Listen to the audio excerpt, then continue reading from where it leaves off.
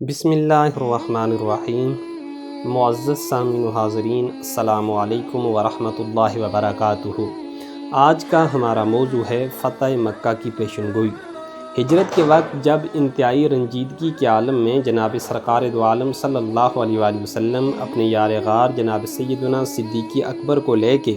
رات کی تاریکی سے مکہ سے نکل کے اپنے وطن عزیز کو خیر آباد کہہ کے جب مکے سے نکلنے لگتے ہیں تو آخری دفعہ آپ مکے کی طرف نظر کرتے ہیں اور بڑے ہی تاثیر انگیز انداز میں مکے کو خطاب کر کے آپ یہ خطاب فرماتے ہیں اے مکہ، خدا کی قسم میری نگاہ محبت میں تمام دنیا کے شہروں سے تو زیادہ پیارا ہے۔ اگر میری قوم مجھے مکہ سے نہ نکالتی تو میں ہرگز تجھے مکہ نہ چھوڑتا۔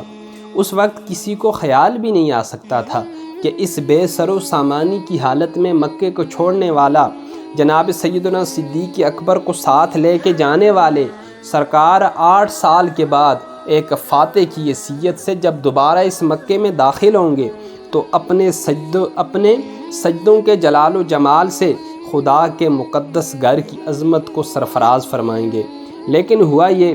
کہ اہل مکہ نے اس دوران صلح حدیبیہ کا جو معاہدہ تھا، جو کفار مکہ کے درمیان اور جناب سرکار دو عالم صلی اللہ علیہ وآلہ وسلم کے درمیان ہوا تھا، اس کو توڑ ڈالا تھا اور صلح نامہ سے غداری کر کے عہد شکنی کے مرتکب ہوئے اور رسول اللہ صلی اللہ علیہ وآلہ وسلم کے حلیف قبیلہ بنو خزاعہ کو مکہ والوں نے نہایتی بے دردی سے قتل کر دیا تھا۔ اب ان بیچاروں نے جب دیکھا کہ ہماری جان یہاں پہ نہیں بچ رہی تو یہ حرم کعبہ کی طرف بھاگے، کیونکہ حرم کی حدود میں جو بھی چیز آ جاتی اس کا جو خون ہوتا تھا وہ محفوظ ہو جایا کرتا تھا۔ لیکن ان درندوں نے حرم کعبہ کا تقدس بھی پامال کیا اور بنو خزاعہ کے 23 افراد کو آنن فانن قتل کر دیا۔ اس طرح اہل مکہ کی اس حرکت سے جو انہوں نے کی، ایٹومیٹکلی جو حدیبیہ کا معاہدہ تھا مسلمانوں کے درمیان اور کفار مکہ کے درمیان، وہ خود بخود ٹوٹ گیا تھا۔ چنانچہ 10 رمضان 8 ہجری کو رسول اللہ صلی اللہ علیہ وآلہ وسلم مدینے سے 10,000 کا لشکر لے کے مکہ کی طرف روانہ ہوئے۔ جب آپ مدینے سے چلے تو اس وقت آپ اور آپ کے تمام صحابہ کرام روزے سے تھے، یعنی رمضان المبارک کا ببرکت مہینہ تھا۔ لیکن جب آپ مقام قدید کے اوپر پہنچے تو آپ نے پانی منگوایا اور اپنی سواری کے اوپر بیٹھ کے سارے لشکر کو دکھاتے ہوئے آپ نے پانی نوش فرمایا۔ چنانچہ آپ اور آپ کے صحابہ کرام نے سفر کی وجہ سے اور جہاد کی وجہ سے روزہ رکھنا جو ہے موقوف فرما دیا تھا۔ غرض فاتحانہ شان و شوکت کے ساتھ بانی کعبہ کے جانشین حضور رحمت للعالمین نے سرزمین مکہ میں نزول اجلال فرمایا اور حکم دیا کہ میرا جو جھنڈا ہے وہ مقام ہجون یعنی جنت المعلا کے پاس گاڑا جائے، اور حضرت خالد بن ولید کے نام فرمان جاری کیا کہ وہ اپنی فوجوں کے ساتھ مکہ کا جو بلائی حصہ یعنی قدا ہے اس کی طرف سے مکہ کے اندر داخل ہو جائیں۔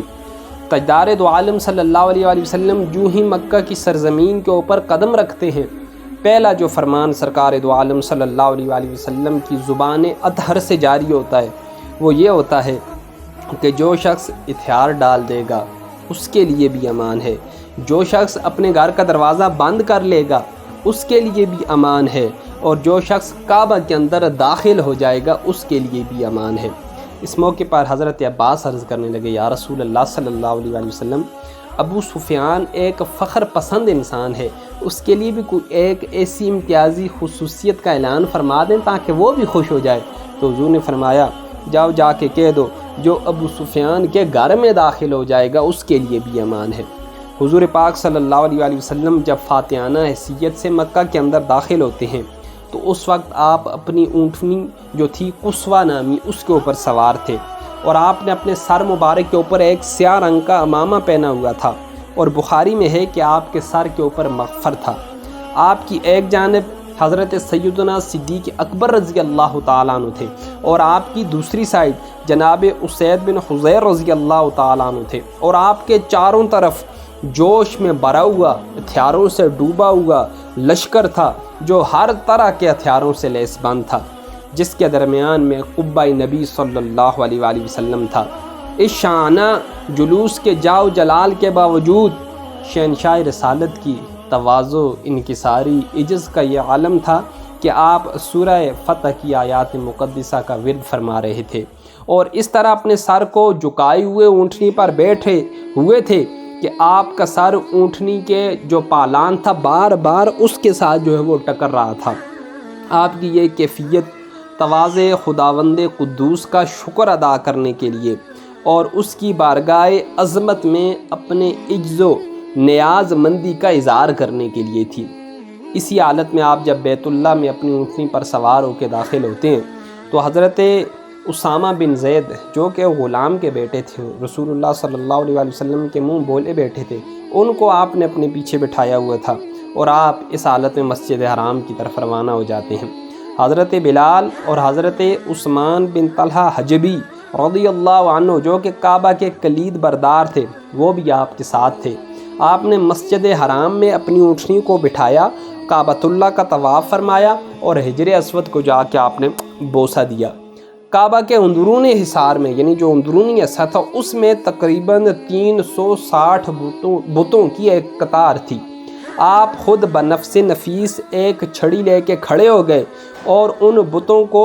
چھڑی کی جو نوک تھی اس سے ٹھونکے مارتے اور مار مار کے گراتے جاتے، اور قرآن کی یہ آیہ کریمہ آپ ورد کر رہے تھے، قُلْ جَاءَ الْحَقُّ وَزَهَقَ الْبَاطِلُ إِنَّ الْبَاطِلَ كَانَ زَهُوقًا کی آیت تلاوت فرما رہے تھے، یعنی حق آ گیا اور باطل مٹ گیا، بے شک باطل نے ایک دن مٹنا ہی ہے۔ پھر ان بتوں کو جو عین کعبہ کے اندر موجود تھے، آپ نے ان سب کو نکالنے کا حکم ارشاد فرمایا۔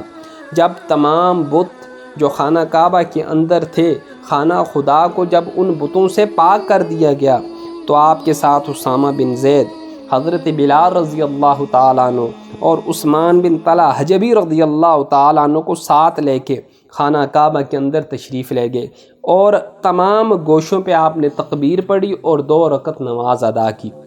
کعبہ مقدسہ کے اندر سے جب آپ باہر نکلے تو آپ نے عثمان بن طلحہ رضی اللہ تعالیٰ عنہ کو بلایا اور بلا کے ارشاد فرمایا کہ یہ جو کعبہ کی کنجی ہے یہ میں تمہارے حوالے کرتا ہوں، اور ہمیشہ یہ آپ کے خاندان میں ہی رہے گی کہ خذوہا خالدتاً طالدتاً لا ینزعها منکم الا ظالم، یعنی یہ کنجی رہے گی تو ہمیشہ آپ کے پاس ہی، چاہے جائے کہ کوئی ظالم آ جائے اور وہ آپ سے یہ کنجی چھین لے تو یہ علادہ بات ہے۔ یہ رسول اللہ صلی اللہ علیہ وآلہ وسلم کی عظمت تھی، رسول اللہ کا دربار گہربار تھا۔ انشاءاللہ دوسرے حصے میں ہم آگے بیان فرمائیں گے کہ رسول اللہ نے اپنے دشمنوں کے ساتھ کیا سلوک کیا، اور دشمنوں نے جب وہ مکے کے اوپر حاوی تھے انہوں نے آپ کے ساتھ کیا سلوک کیا تھا۔ وما علینا الا البلاغ المبین۔